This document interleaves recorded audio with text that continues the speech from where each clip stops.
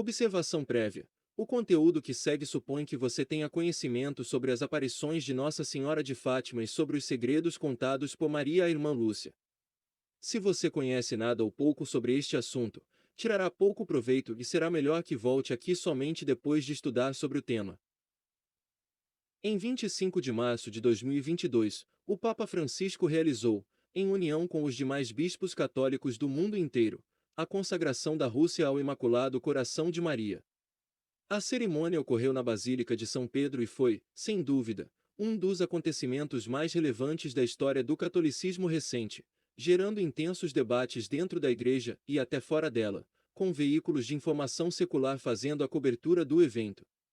Esta consagração é realizada em um momento de gravíssima crise mundial.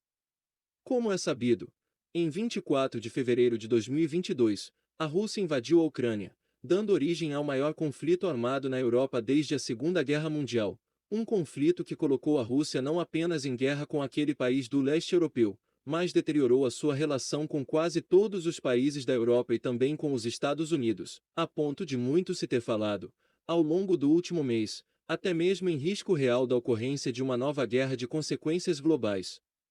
Por isto mesmo, o Papa Francisco convocou, em caráter de urgência, todos os bispos do mundo participarem de uma consagração solene do mundo, e especialmente da Rússia e da Ucrânia, ao Imaculado Coração de Maria.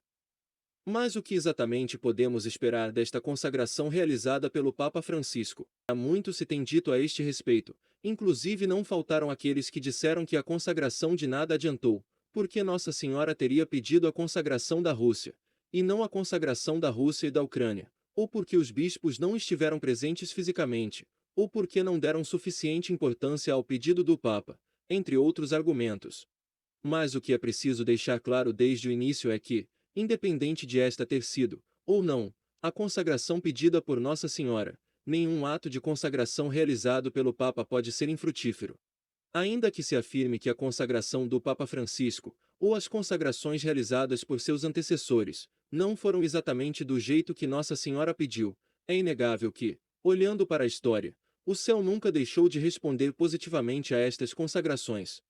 Olhando para a história, podemos enumerar, juntamente com esta consagração realizada agora pelo Papa Francisco, outras duas consagrações principais, uma realizada por Pio XII em 2 atos, em 1942, e uma realizada por São João Paulo II, em 1984. E logo após as duas consagrações temos inegavelmente a ocorrência histórica de elementos decisivos para que o mundo caminhe na direção da paz. Vejamos mais detalhadamente.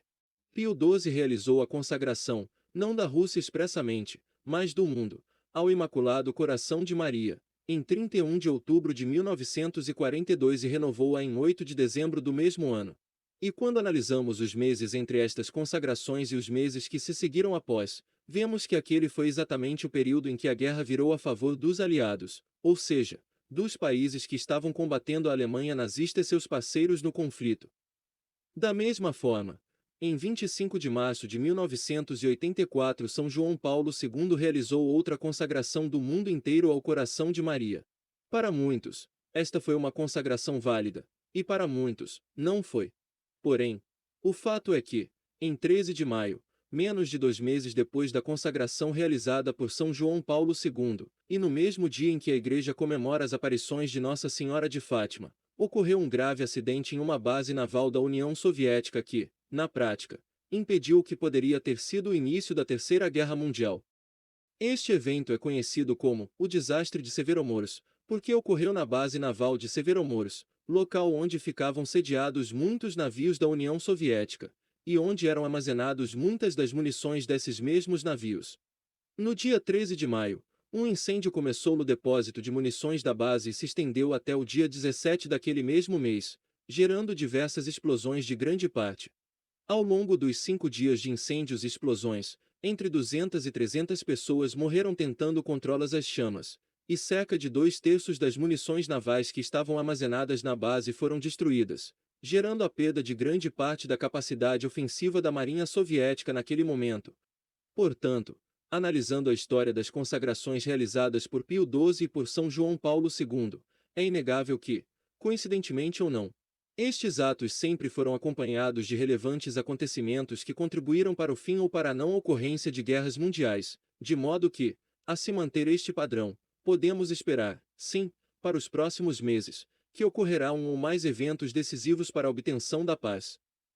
E não somente isso, porque pela primeira vez um Papa citou, de maneira expressa, dentro de um ato de consagração solene e em união com os bispos do mundo inteiro, a Rússia ao Imaculado Coração de Maria.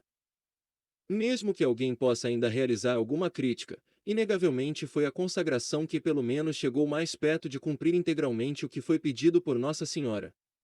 Portanto, certamente é aquela da qual podemos esperar os maiores frutos, não somente para a guerra entre a Rússia e a Ucrânia, mas também, segundo muitos, a conversão da própria Rússia, ou seja, o seu retorno para a fé católica. Naturalmente, seria ingênuo esperar que as coisas acontecessem de maneira instantânea. A graça não é mágica, mas nem por isso é menos eficaz. Certamente, após a consagração, Deus já colocou em ação o seu plano. Agora, o que podemos fazer é continuar rezando e esperar, sempre atentos aos sinais dos tempos.